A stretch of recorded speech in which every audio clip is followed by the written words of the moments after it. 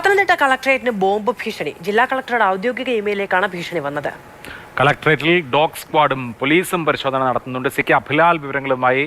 അഭിലാൽ, കളക്ടറുടെ മെയിലിലേക്ക് ഭീഷണി വരികയായിരുന്നു. ആരാണ് ഭീഷണി മുഴക്കിയത്? എന്തെങ്കിലും സംഘടനയോ അങ്ങനെ എന്തെങ്കിലും ഉണ്ടോ? ഇന്ന് രാവിലെ 7 മണിയോടുകൂടിയാണ് ജില്ലാ കളക്ടറുടെ ഔദ്യോഗിക ഇമെയിലിലേക്ക് ഭീഷണി സന്ദേശം എത്തുന്നത്. അഫ്സൽ ഗുരുവിനെ തൂക്കിക്കൊലപ്പെടുത്തിയതുമായി ബന്ധപ്പെട്ട പ്രതിഷേധത്തിന്റെ ഭാഗമായി കളക്ടറേറ്റ് വളപ്പിൽ ഇന്ന് സ്ഫോടനം ഉണ്ടാകും എന്നതാണ് ഈ ഭീഷണി സന്ദേശത്തിന്റെ ഉള്ളടക്കം.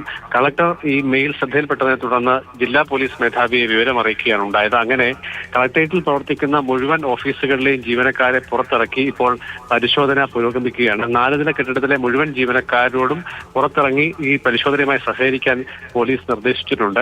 ആദ്യഘട്ടത്തിൽ ജില്ലാ കളക്ടറുടെ റൂം, ഓഫീസ് അടക്കമുള്ള സ്ഥലങ്ങളിലെ പരിശോധന പൂർത്തിയായി. ഇപ്പോൾ DMO ഓഫീസുമായി ബന്ധപ്പെട്ട കെട്ടിടങ്ങളിലേക്കുള്ള പരിശോധന നീണ്ടിരിക്കുകയാണ്.